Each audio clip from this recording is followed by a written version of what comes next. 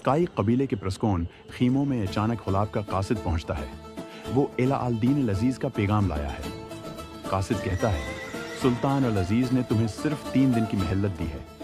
अगर तुम सल्जूकों के खिलाफ हमारा साथ नहीं दोगे और शहाबुद्दीन को हमारे हवाले नहीं करोगे तो जंग के लिए तैयार हो जाओ। सुलेमान शाह उठते हैं, उनकी आवाज गूंजती है, हम हक के सिपाही हैं, बातिल का साथ कभी नहीं देंगे। जाओ अपने बादशाह को कह दो, काई कबीला सर झुकाना नहीं जानता। कासिद खामोशी से वापस पलटता है।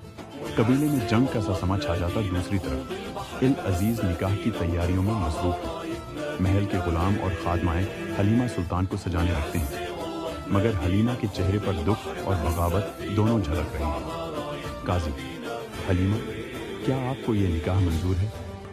हलीमा, मैं उस निकाह से मरने को तरजीह दूंगी। मैं किसी जालिम के नाम की कैदी नहीं बन सकती। ये सुनकर अल अजीज का चेहरा गुस्से से सर्ख हो जाता है।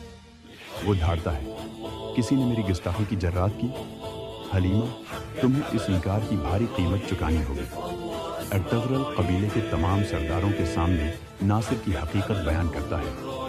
यही नासिर जो ओल अजीज का करीबी था, दरअसल दुश्मनों का जासूस है। सब हैरान हो जाते हैं, मगर उर्तगरल के दलाइल ठूस होते हैं। सरदार यकीन कर लेते हैं और उर्तगरल नासिर को गिरफ्तार कर लेता है। अब वक्त है सच को जबान दिलवाने का। तौरगत अपने आप को यहूदी जाहिर कर चुका है, उसे बचाना उर्तगरल के लिए और भी मुश्किल हो गया है। टाइटस अबू हाशिम का रूप धार कर अल अजीज के सामने आता है और एक खतरनाक राज बताता है।